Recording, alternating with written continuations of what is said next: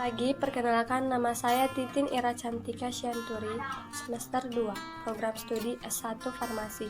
Baiklah, di video kali ini saya akan menjelaskan tentang farmakologi kardiovaskuler yang dibimbing oleh Yulis Kartika, S.Pharm MSI APT.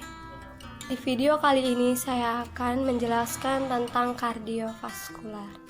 Apa sih itu kardiovaskuler? Jadi, kardiovaskuler itu cerita tentang obat-obatan pada jantung, atau bisa juga dikatakan kerja obat pada jantung kita, jantung manusia. Sebelum lanjut ke materi, kita harus mengetahui apa itu fisiologi jantung. Nah, jantung itu merupakan organ berotot berongga yang memiliki ukuran sekepalan tangan manusia. Jadi, jantung itu berukuran sekepalan tangan kita. Biasanya, jantung manusia itu memiliki pompa ganda, bagian kiri dan kanan. Bagian kanan itu memompa darah dari tubuh ke paru-paru, sedangkan bagian kiri itu memompa darah dari paru-paru ke tubuh. Nah, bagian kanan dan kiri itu berbalik, sebaliknya. Tiap bagian tersebut itu memiliki dua kompartemen yang disebut atrium dan vertikulus. Kalian harus tahu, di antara serambi dan bilik ada yang dinamakan katup. Apa sih itu katup? Katup itu berfungsi untuk menjamin darah hanya masuk ke satu jurusan saja atau tujuan. Jika melalui sirkulasi kecil itu dari jantung, paru-paru balik lagi ke jantung. Sedangkan kalau melalui sirkulasi besar itu dari jantung ke seluruh tubuh kita dan balik lagi ke jantung. Baiklah, di sini kita akan masuk ke obat-obatan pada jantung. Kalian harus tahu, obat-obatan pada jantung manusia itu ada 7. Yang pertama itu ada antiangina, yang kedua itu ada antiaritme, yang ketiga itu ada antihipertensi, dan yang keempat itu ada hipolipidemik, yang kelima itu ada antikoagulan, yang keenam itu ada obat-obat gagal jantung, dan yang ketujuh itu ada hemostatik. Di sini saya akan menjelaskan satu persatu dari obat-obat pada jantung. Kita masuk yang pertama itu ada antiangina. Apa sih itu antiangina? Antiangina itu merupakan nyeri dada. Kenapa nyeri dada? Karena itu kekurangan suplai O2 atau kekurangan oksigen. Dan yang kedua itu ada antiaritme. Apa sih itu antiaritme? Jadi antiaritme itu merupakan denyut jantung kita, dimana denyut jantung kita itu bisa kencang, bisa lambat. Dan yang ketiga ada tadi saya bilang antihipertensi. Apa sih itu antihipertensi? Jadi antihipertensi itu tekanan darah meningkat. Nah, kalian juga harus tahu tekanan darah orang normal itu 120/80 mmHg. Jadi tekanan darah normal itu segitu.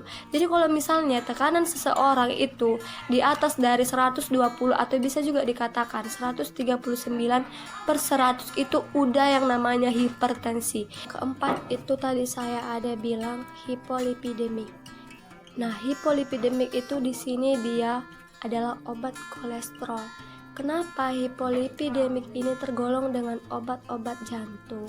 Karena hipolipidemik ini sangat-sangat tergolong dengan lemak atau lipid.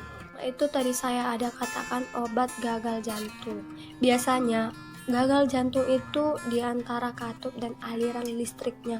Kenapa sih orang itu gagal jantung? Itu kemungkinan katup-katup jantungnya terganggu. Keenam tadi saya ada bilang antikoagulan. Nah, antikoagulan ini itu biasanya sangat terhubung dengan pengenceran darah. Di sini itu darahnya menggumpal, makanya kita perlu obat pengenceran darah supaya darah kita itu tidak menggumpal dan darah kita itu bisa lancar ke seluruh tubuh. Yang ketujuh, yang terakhir ada hemostatik. Nah, apa sih itu hemostatik? Hemostatik itu terhubung dengan suhu tubuh kita. Selanjutnya kita akan masuk angina pectoris, di mana angina pectoris ini merupakan nyeri dada akibat kekurangan suplai O2 atau oksigen. Nah, apa sih gejala dari si angina pectoris ini? Gejalanya itu serangan hebat di bawah tulang dada atau sering juga disebut dengan region jantung. Biasanya orang ini memiliki aktivitas yang lebih banyak. Nah, serangan dari si angina pectoris ini 5-30 menit saja. Apa sih penyebabnya? Nah, penyebabnya itu akibat bisa dari emosi, bisa dari arteri koronernya yang meningkat, dan lain-lainnya.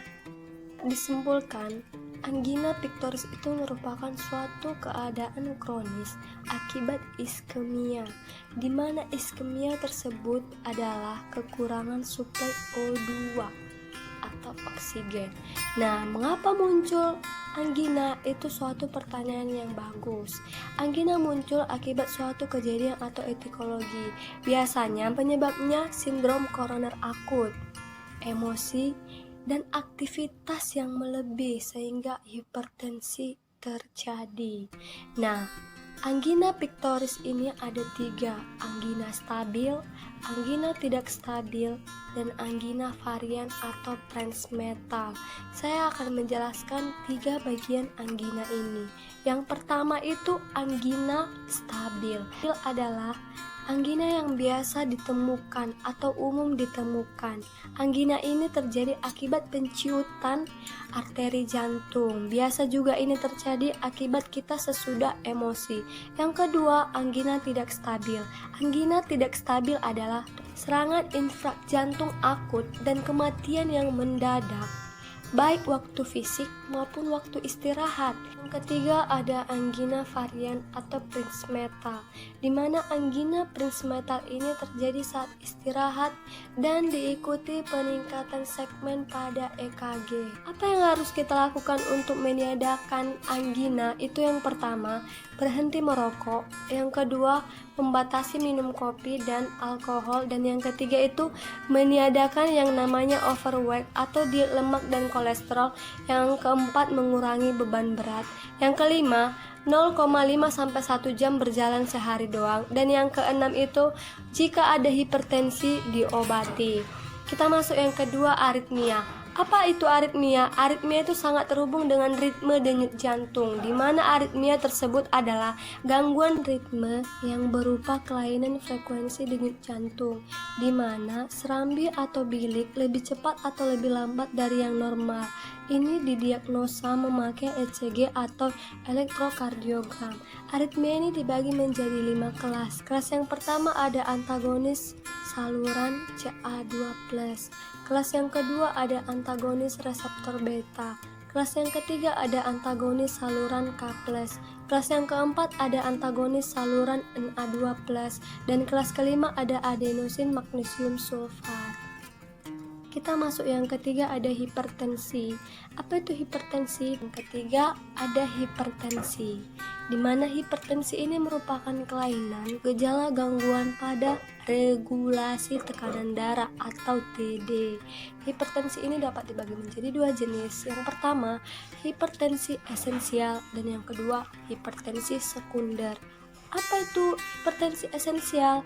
Baiklah, hipertensi esensial itu merupakan 90% ada 2 faktornya, faktor genetik dan faktor lingkungan.